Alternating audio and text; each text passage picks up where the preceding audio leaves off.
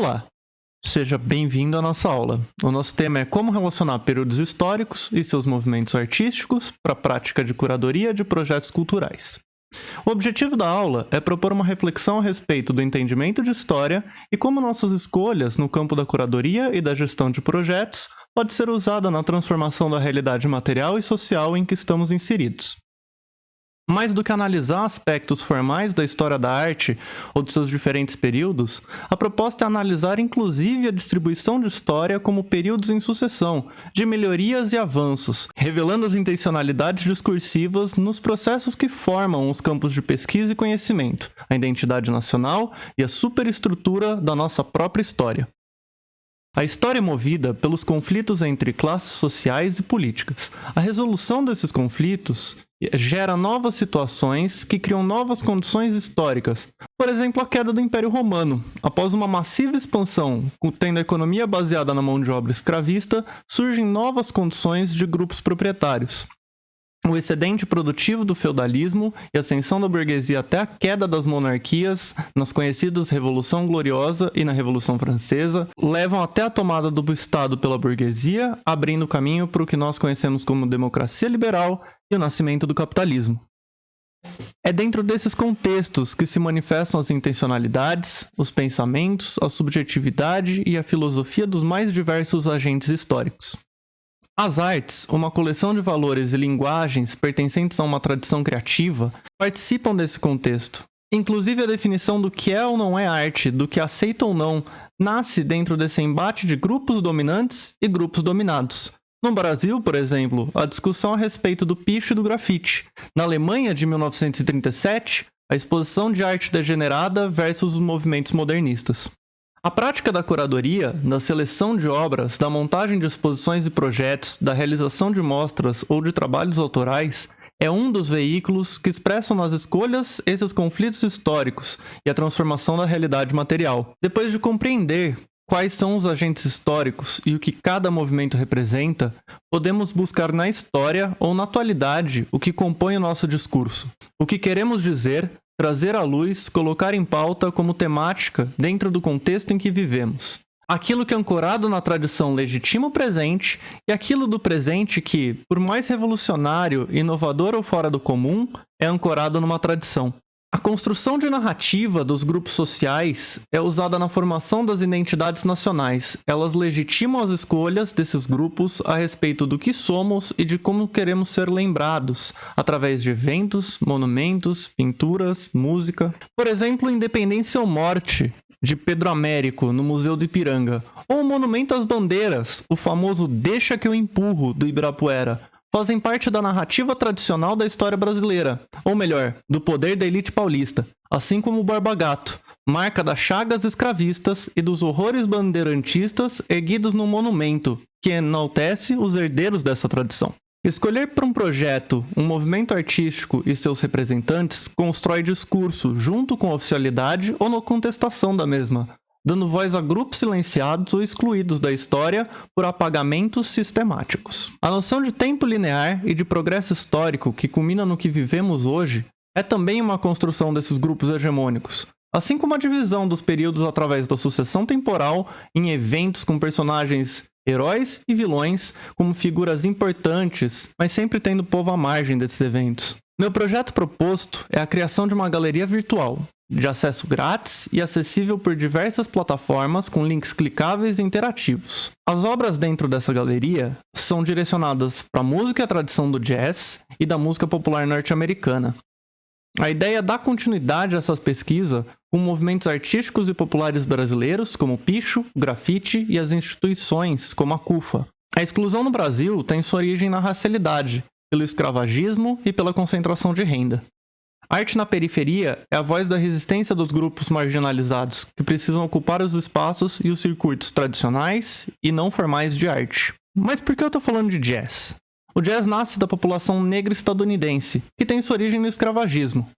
Trazidos da África Ocidental, com financiamento do Banco Central, eram comercializados no livre mercado, como de Nova Orleans, cidade mais cosmopolita dos Estados Unidos no século XIX, mesmo após a proibição em 1808. A escravidão dos negros era tolerada num país que havia declarado em sua Constituição de 1787 que todos os homens eram iguais. Durante a Guerra Civil Americana, a rendição de Nova Orleans significou um lampejo de liberdade para a população negra, num período conhecido como Reconstrução. Mas em 1877, no acordo entre republicanos do Norte e democratas do Sul, as tropas federais foram retiradas, sendo a soberania branca imposta novamente. É nesse momento que o arrendamento de terra substitui a escravidão, nasce a Ku Klux Klan e seus atos terroristas de racismo e principalmente as leis de segregação chamadas de leis Jim Crow. Nascem duas associações como forma de resistência para a reivindicação dos direitos civis da população negra, a National Association for the Advancement of Colored People, NAACP, em 1909, e a Universal Negro Improvement Association, UNIA, em 1914. São dois momentos da industrialização norte-americana que possibilitam melhoras nas condições e a inserção da população negra no mercado de trabalho, uma vez que antes eles eram os escravos e foram deixados com uma mão na frente e outra atrás, assim como no Brasil. O primeiro momento é na administração do presidente Franklin Roosevelt, democrata com a incumbência de tirar o país da depressão econômica da crise de 29 através do New Deal. Os auxílios e a oportunidade de emprego em obras públicas, apesar dos inúmeros casos de racismo e discriminação, tiveram impacto positivo sobre as condições dos negros em algumas regiões do país. Outro momento é durante a Segunda Guerra Mundial, quando a indústria ganhou um novo fôlego, incluindo cada vez mais trabalhadores negros, intensificando a migração para o norte do país, onde não havia restrição formal ao voto. A alternativa para a guerra, ao invés de morrer num fronte de batalha, era vender sua força de trabalho para a indústria. O eleitorado negro ganhava assim cada vez mais força, obrigando os políticos a responderem a algumas demandas do ativismo.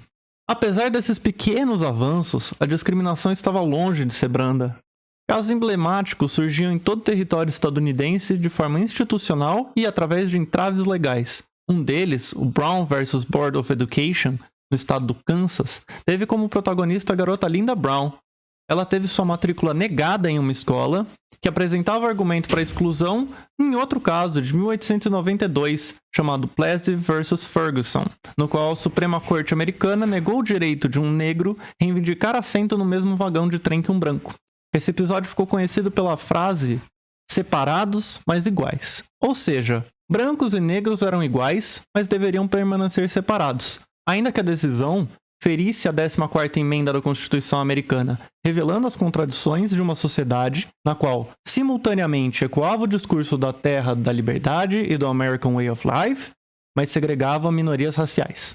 Além dos tribunais, a discriminação acontecia de forma pública por agentes da política institucional, nada parecido com o Brasil. O governador do Arkansas, Orval Faubus, conclamou abertamente resistência ao fim da segregação racial. O presidente Eisenhower fez um pronunciamento pela televisão dirigido ao povo americano. Ele pôs todas as unidades policiais e militares do Arkansas sob comando federal para impedir as ações do governador.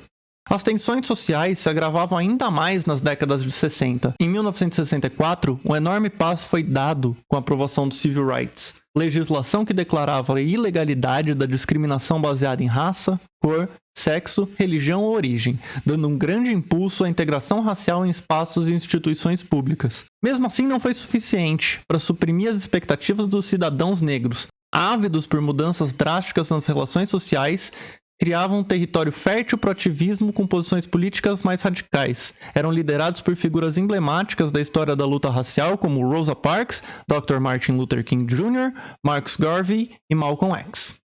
O jazz, como movimento artístico e musical, nasce nesse contexto da história do povo negro estadunidense no século XIX. É uma forma de expressão musical do negro norte-americano, o único grupo com consciência de não ser livre em um país livre que, ironicamente, deve muito de sua concepção à existência da escravatura. Um núcleo significativo da tradição africana será responsável pela singularidade dessa música. Essas tradições de séculos de África não são meros cultos artísticos, mas são parte inseparável da vida cotidiana e não são abandonados facilmente, ainda mais quando você precisa resistir à escravidão. Originalmente uma música para ser apreciada pelos menos intelectuais e especializados, pelos menos privilegiados, menos educados e instruídos, ela era destinada a ser tocada por aqueles que aprenderam numa tradição oral em prática, e não em conservatórios. É em 1940 que o jazz se torna moderno, de músicos para músicos e intelectuais boêmios. Porém, a quintessência do som é dos negros rurais e urbanos e do blues. É um fenômeno cultural da classe trabalhadora em grandes cidades, como o futebol profissional, os cabarés, os cancioneiros e o flamenco andaluz. Produto da urbanização no ambiente onde os pobres precisam de entretenimento, os negros se tornam pagantes. Todos os negros americanos, como integrantes de povos oprimidos e desprivilegiados em todas as partes da periferia do capitalismo, protestam contra sua situação de uma maneira ou de outra, pelo seu próprio padrão de comportamento, ainda que nem sempre de maneira consciente e deliberada, mas sempre uma conquista popular da cultura da minoria. São os pobres trabalhadores pré-industriais, sem qualificação, cantando e tocando a respeito da pobreza como se fosse algo corriqueiro. A principal função desses protestos é liberar pressão, produto de uma sociedade cruel e injusta. No fervor dos spirituals e do blues é que surge a nota de protesto genuíno. É um protesto vivo contra as ortodoxias culturais e sociais da quais eles tanto diferem, feito dos pobres para os pobres. Em seu aspecto mais positivo, a democracia do jazz produziu um ideal de arte em sociedade, mais amplo e socialmente mais sólido. A assimilação do jazz à política revolucionária e radical, em tempos de fermentação política, se faz presente por estarem ao lado dos pobres contra a opressão, a desigualdade e a falta de liberdade, contra a infelicidade, contra a injustiça do aparato repressivo, contra as prisões, os exércitos e a guerra. A música pop passa a demandar cores de jazz. Quem nunca ouviu uma música de elevador que parecia com alguma coisa do Dave Brubeck ou do Duke Ellington? Uma vez que se formam mercados interessados no jazz. O público especializado de jazz forma um mercado de jazz de verdade, não contaminado, que esse é encontrado nas jams. Aquilo que é reconhecido é incorporado pela música pop e pela indústria cultural.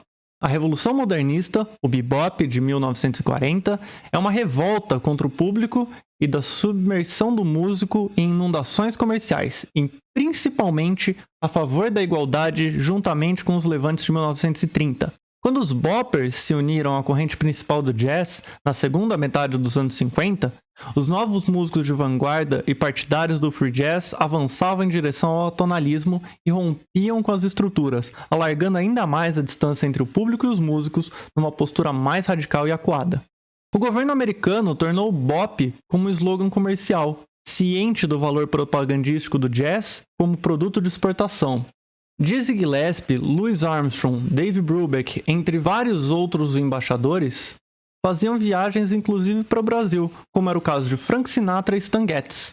O último gravou um disco chamado Getz Gilberto, não por acaso em março de 1964, quando as tensões sociais em volta do presidente João Goulart, com as elites e os militares, setores da mídia e da sociedade civil, já alcançavam altos patamares, e a Casa Branca já se preocupava com o possível avanço do país para a esfera de influência da União Soviética, articulando ações para auxiliar o golpe de Estado que viria em abril, como pode ser conferido no documentário O Dia que Durou 21 Anos, de Camilo Tavares.